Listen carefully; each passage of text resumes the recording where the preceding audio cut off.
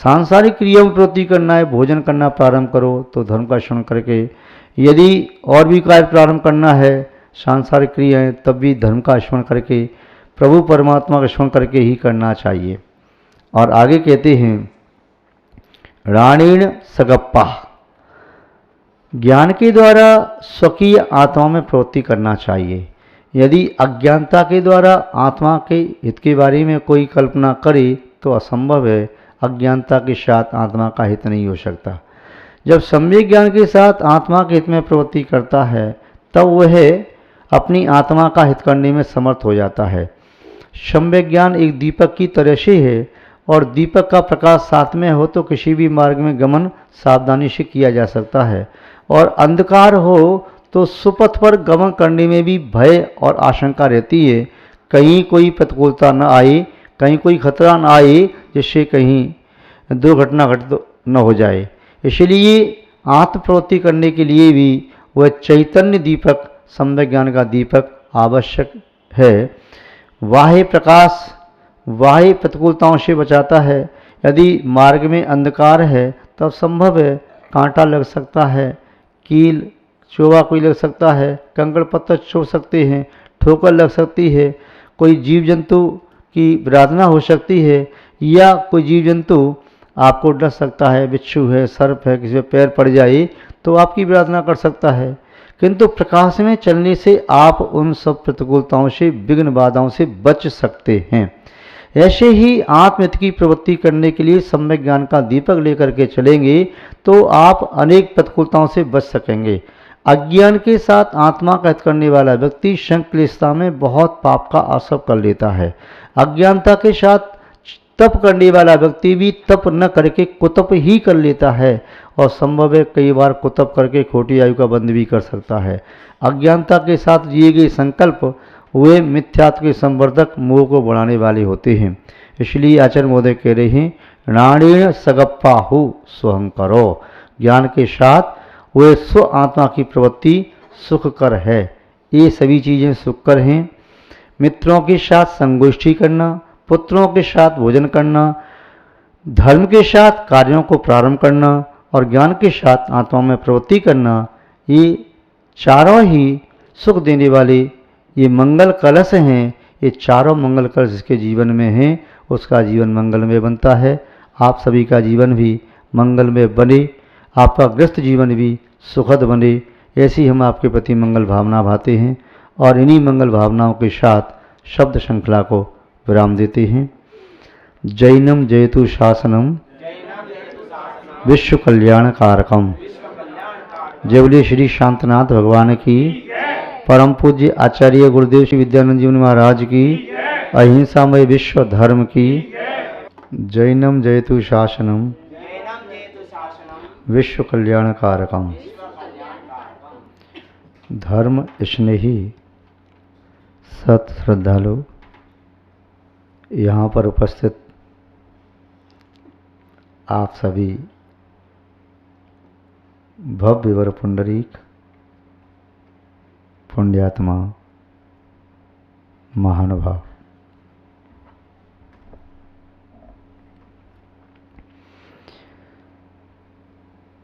जीवन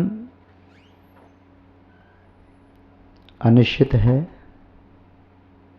मृत्यु निश्चित है। प्रत्येक संसारी प्राणी की मृत्यु निश्चित है। जिसने जन्म लिया है वह नियम से मृत्यु को प्राप्त करेगा, किंतु ये नहीं कहा जा सकता कि उसकी मृत्यु कब होगी, कहाँ होगी, कैसे होगी। देव और नारकी या असंख्यात वर्ष की आयु वाले भोग भूमिज, कुभोग भूमिज मनुष्य और तिर्यंश, अथवा उसी भाव से मोक्ष प्राप्त करने वाले चरम शरीरी एवं उत्तम पदवी को धारण करने वाले महापुरुष, इनका अकाल मरण नहीं है, किंतु कर्म भूमि के सामान्य मनुष्य तिर्यंश का अकाल मरण संभव है। अकाल मरण संभव है तो व्यक्ति को अपनी मृत्यु से कभी बेखबर नहीं होना चाहिए। मृत्यु कभी भी आए, किंतु मृत्यु के पहले सावधान हो जाए। मृत्यु के समय परिणामों को संभाल पाना बड़ा कठिन होता है, क्योंकि बाल्यावस्था से लेकर के यौवन, प्रौढ़, वृद्ध अवस्था तक जिस प्रकार के संस्कार जीवन में आए हैं, उस प्रकार के संस्कारों का फल मृत्यु के समय देखा जाता है। जिस व्यक्ति का जीवन सरल, सहज और सादगी से युक्त रहा है, मृत्यु के काल में भी उसके परिणामों में सरलता, सहजता, सादगी संभव है। कदाचित काकतालीय न्याय की अपेक्षा से जिस व्यक्ति के परिणाम बाल्यावस्था, यौवन अवस्था, किशोर अवस्था, प्रौढ़ अवस्था में क्रूर भी रहे हों, तब भी कोई व्यक्ति अपने परिणामों को वृद्ध अवस्था में संभाल सके, किंतु उसकी संभावना कम है। काकतालीय न्याय का आशय होता है ताड़ वृक्ष से फल का टूट करके गिरना, कौवे का वहाँ से नीचे से उड़ते हुए निकलना, उस फल का उसके मुख में आ जाना। जितना कठिन है उतना ही कठिन है मृत्यु के समय अपने परिणामों को संभाल पाना। मृत्यु के समय वृद्ध अवस्था से शरीर जर्जर हो जाता है, शक्ति क्षीण हो जाती है। उस समय सहन करने की शक्ति भी कम हो जाती है।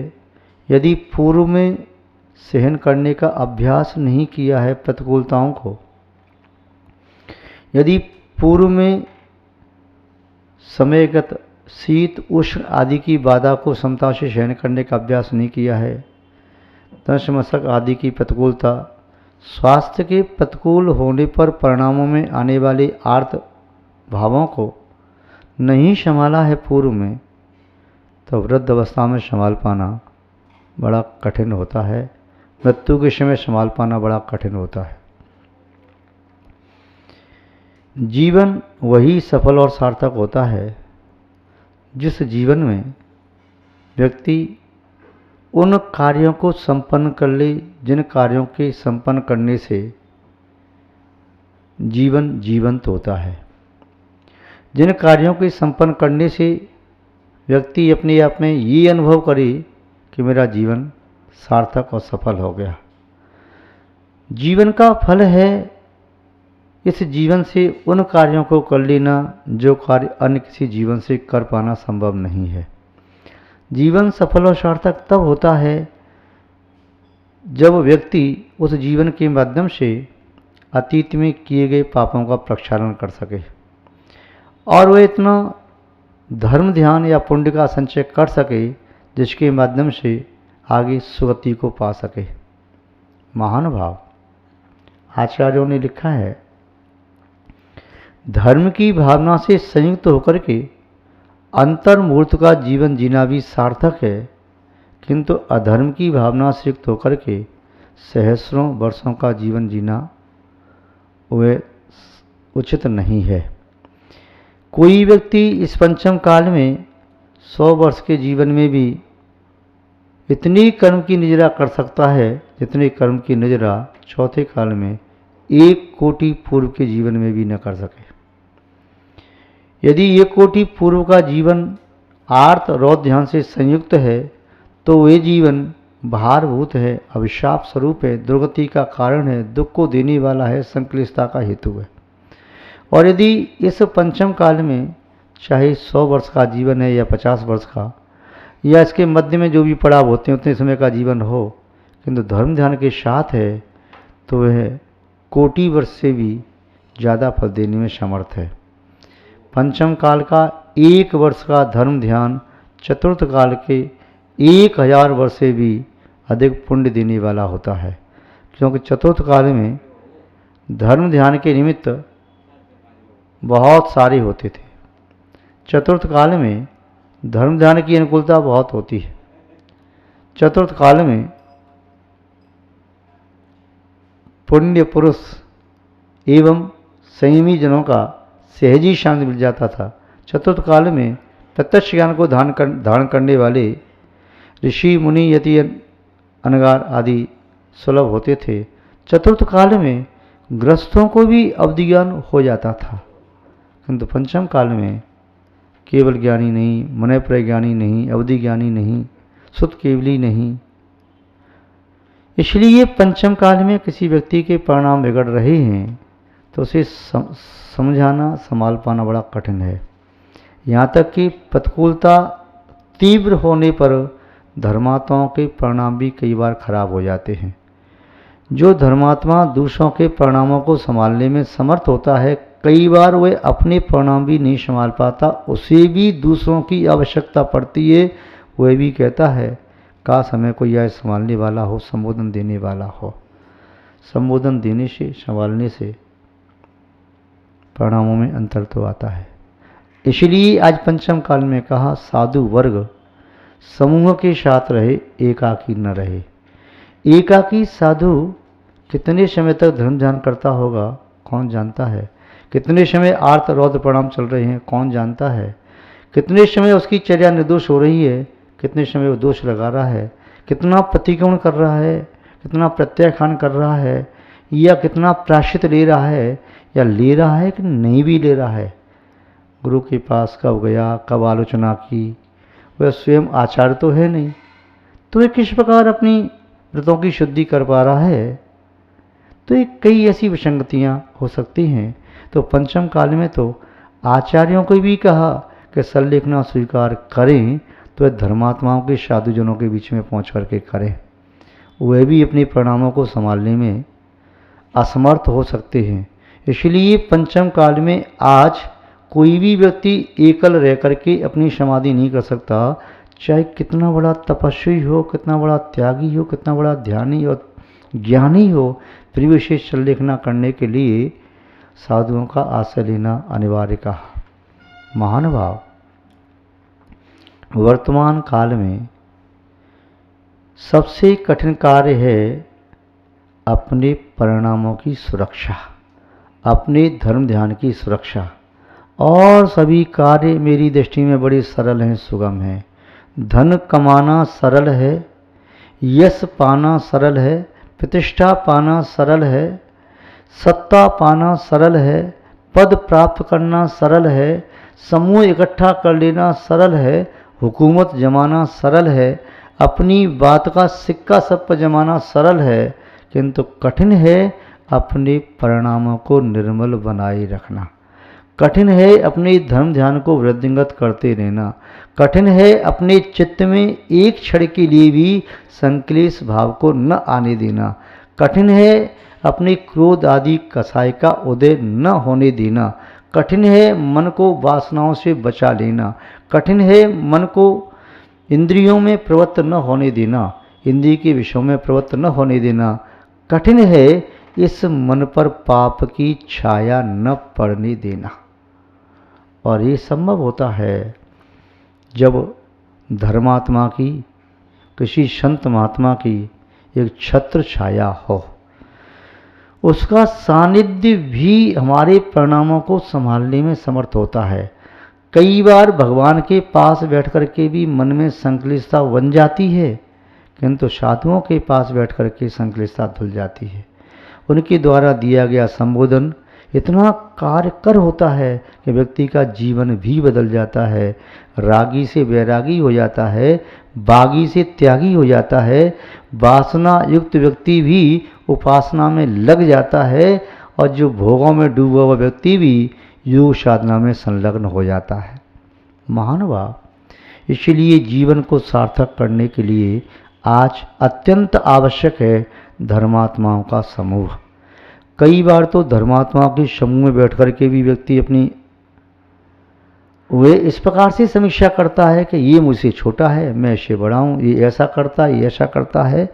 व्यक्ति समीक्षा करता रहता है, चैन से बैठता नहीं, अपने आप को नहीं देखता। बस आंख खोलता है तो दूसरों को देखता है, आंख बंद करता है तभी दूसरे दिखाई देते हैं। इसने सामयिक नहीं की, इसने स्वाध्याय नहीं किया, इसने प्रतिकूल नहीं किया, इसने ऐसा नहीं किया। अरे भाई, इन कार्यों में अपना समय बर्बाद क्यों करते हो? ये कार्य तो किसी आचार्य महोदय का है। अपने शिष्यों की समीक्षा करें, प्रायश्चित दें, डांटें, समझाएं या उचित प्रकार से उन्हें धर्म में लगाएं। ये उनका कार्य है, उनका दायित्व है। किंतु सामान्य साधक और साधकों का तो अपने आप का अवलोकन करना परम कर्तव्य है। कहीं चूक रही हों तो पुनः अपने आप को संभालना, आलम्बन लेना बहुत आवश्यक है। इसलिए आचार्य कुलबुद्ध स्वामी जी सार समुच्चय में कह रहे हैं, मृता नैव मृतास्ते तो ये नरः धर्म कारिणः जीवन्तोऽपि मृतास्ते वै ये नरः पाप कारिणः। जो मनुष्य मृत्यु को प्राप्त हो गए, यदि उन मनुष्यों ने अपना जीवन धर्म से सहित व्यतीत किया है तो मृत्यु को प्राप्त होकर के भी मरे नहीं। मौत उन्हें नहीं मार सकती जिनकी आत्मा में धर्म का वास है। मौत केवल शरीर को छीन सकती है, उस चित्त में विद्यमान धर्म ध्यान को मौत नहीं छीन सकती। तो मर करके भी वे व्यक्ति कभी मरते नहीं हैं जो धर्म ध्यान के साथ रहते हैं। उनका यश, उनकी ख्याति, उनकी कीर्ति और उनके नाम का स्मरण मृत्यु के उपरांत भी लोग सैकड़ों वर्षों तक, सहस्रों वर्षों तक करते रहते हैं। उनके नाम का स्मरण करके, उनकी अतीत की छवि को वर्तमान में स्मरण करके अपने परिणामों को संभाल लेते हैं। ऐसे धर्मात्मा व्यक्ति कभी मृत्यु को प्राप्त नहीं होते और उनकी मृत्यु संसार में कभी शोक का कारण नहीं होती। उनकी मृत्यु कभी पश्चाताप के लिए नहीं होती। दूसरी ओर जीवन्तोऽपि मृतास्ते वै ये नरः पाप कारण है। जो व्यक्ति पाप कार्यों में संलग्न हैं, जिनके चित्त में वासना विद्यमान है, जो इंद्रिय के विषयों में न भोगते हुए भी आकंठ डूबे हुए हैं,